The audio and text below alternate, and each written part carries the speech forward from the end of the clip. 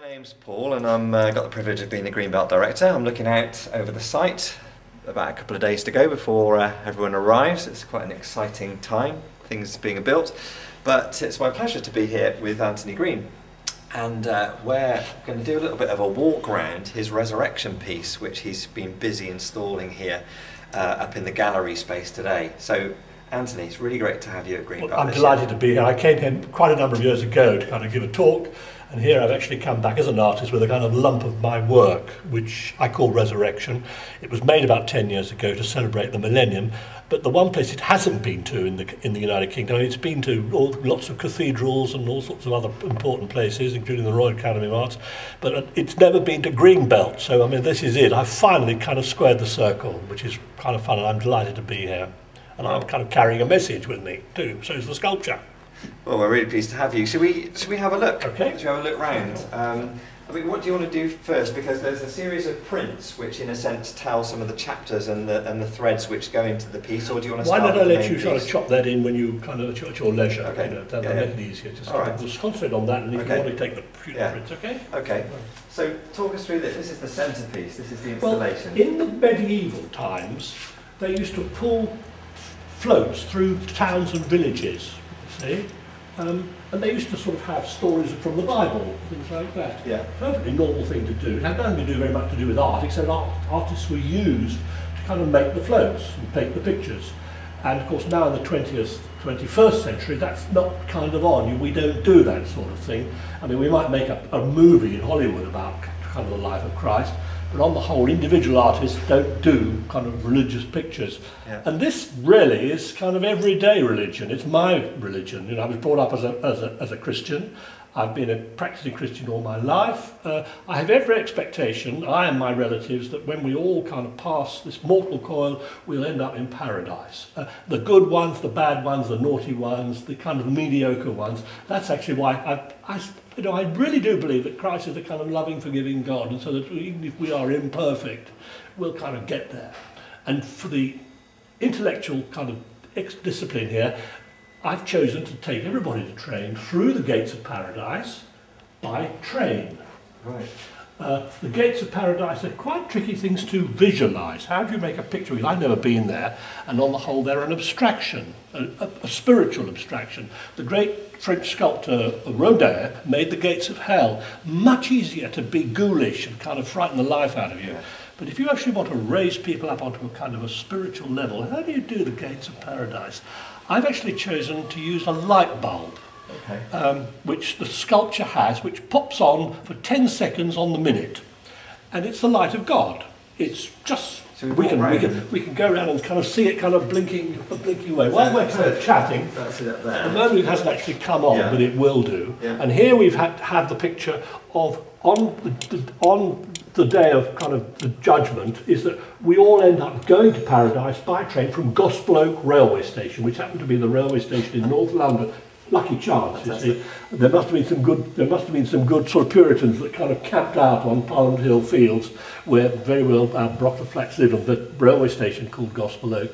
And to organise the transport arrangements, I've got my father-in-law, who was a really devoted, sort of God-fearing man in the best sense of the word. He really believed that when he died, he was going to go to heaven. He was a good man. He wasn't a sort of silly man. He was an intelligent man. But this was it. His father had been a minister in the Congregational Church, and I thought, I need somebody who's rational. And you know, we're living in the 21st century now.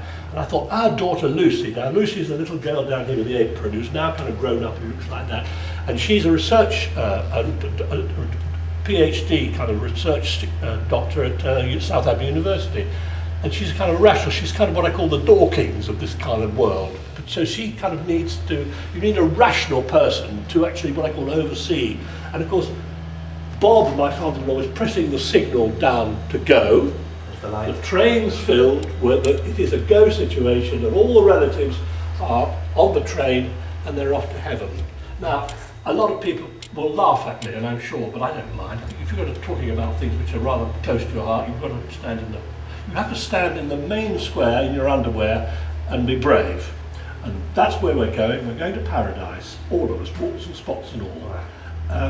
And coming out of the manhole covers on their way to paradise are all my relatives who've had kind of what I call difficult ends to their lives. Alzheimer's, Parkinson's, senile dementia. You know, we've got one of each coming out of it.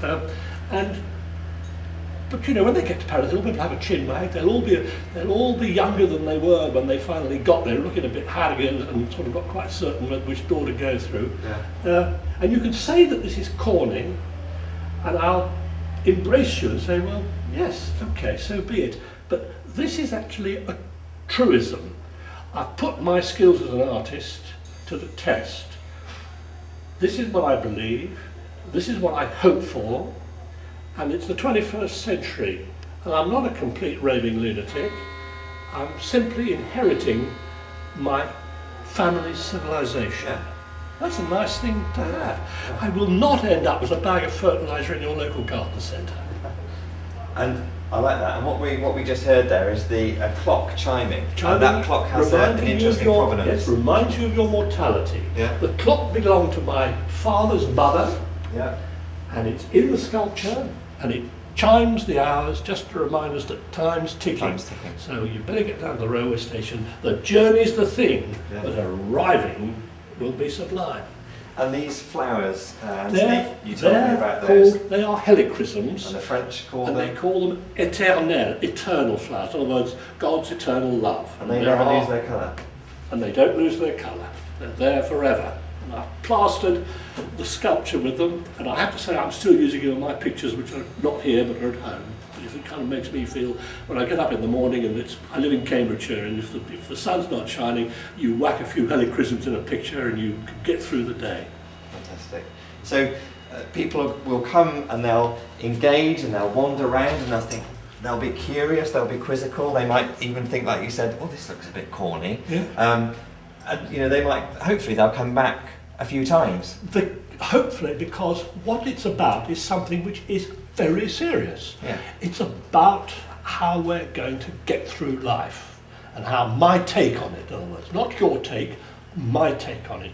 And in a sense, I've had good training. It's as though I've been in the SAS, really. I kind of kicked off with the Catholics, then went to the United Reformed Church, and became an elder in the URC. And I'm kind of, in theatrical terms, I'm resting now, but I live in Cambridgeshire, and I'm now an old age pensioner, and we just keep going. You know, we're not an extraordinary family. We're incredibly ordinary, but you know, we're proud of our daughters. One's an artist, one's a scientist. My mum married twice, but she married a second time round. She married a man who was very unhappy because he'd had an unhappy life, and the two of them made a go of it. And he's in the sculpture, and he was a lobster merchant. So when you spot the plastic lobster, you'll know that you've met my stepdad, who was a very nice man. Yeah. My dad I was very cross with him. He drank too much, but even he, as I grew up and realised that imperfections are imperfections, even he kind of rockets through to paradise in his braces. Well, me and you both, my dad was an alcoholic as well, so I'm struck by that part of the story. And I'm thinking that, you know, in it you say about the 21st century we're also very rational, and this might appear a little bit silly in a way, but in a sense, this is a piece about not the individual, it's about the way that a family, a community story is what makes a person and their destiny, I guess. I'm very, very aware of the fact, and I have been for a long time, is that art and cinema making is usually about angst, and it's about worry and the underbelly of life. It's dark and it's violent and brutal and terribly imperfect, and you think, well, you know, abandon hope. But the truth, of course, is that a majority of people lead very ordinary, good lives. They do their best. It doesn't make the headlines. You'll never get on the front page of The Sun with what I'm advocating, but you might make the centerfold, you know, because it's a way through. It's resurrection. It's resurrection.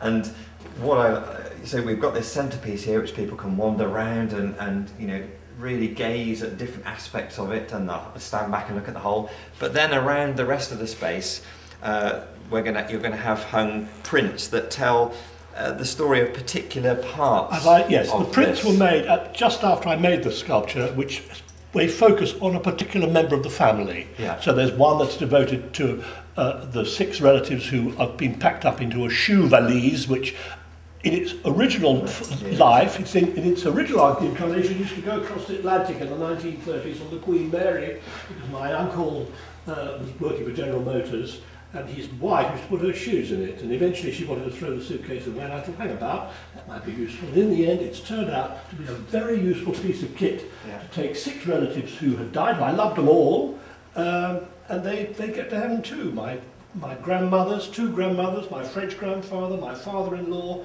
and my stepfather, who was a very nice man. Normally, stepfathers are supposed to be like stepmothers, are supposed to be kind of, you know, sort of Snow White's kind of ugly queen. Yeah. He was a nice man. He really was. He never bribed me. Clever man. No, he never tried to buy me a choc ice, a special choc ice, or 2 choc ices. He was just fair and decent and made my mum happy. And she loved him. Well, we are absolutely thrilled, Anthony, to have this work here at Greenbelt this year, and to have you. You're going to be coming back on Monday when you'll be able to give a talk about this work and your life and the way that your artistic practice, you know, meshes with your faith and your hope, and we're looking forward to that. In the meantime, I guess that this is a piece for people to come and engage with. It's Resurrection, that's its title, and I guess we hope that there'll be moments of revelation as people engage with your work over the weekend. That, I think, it can be the role of the artist, that you can actually draw to. My job, in fact, is to stand out in the public square making a fool of myself, but speaking the truth as I can to the best of my ability. And occasionally, it'll catch somebody, it'll engage somebody. And they'll think, well, hang about, I'm feeling pretty down today, but that funny old boy Green, he's got something kind of interesting to say about kind of getting through, getting by. And on the way, you might kind of make another step forward, and you know, life isn't hopeless. So it's hope, which is nice. And it's you know, artists should actually be helping their community, you know, in the best way they can. I know a lot do, but that's what I've ended up wanting to do, and I do it, you know, to the best. I'm getting a bit tired now. I'm a bit of an old geezer, really. Well, I can honestly say, and I know that Mike, who's filming this, that we've never had a piece quite like this at Greenbelt. So it's exciting, it's fresh, and you might think you're old, you're getting on, but this is fresh, it's vibrant, and I'm looking forward to seeing how Greenbelt. Well, I'm tickled pink to be at Greenbelt with it, so that's great. Thank you. All the best. Thank you very much indeed. Thanks, Anthony.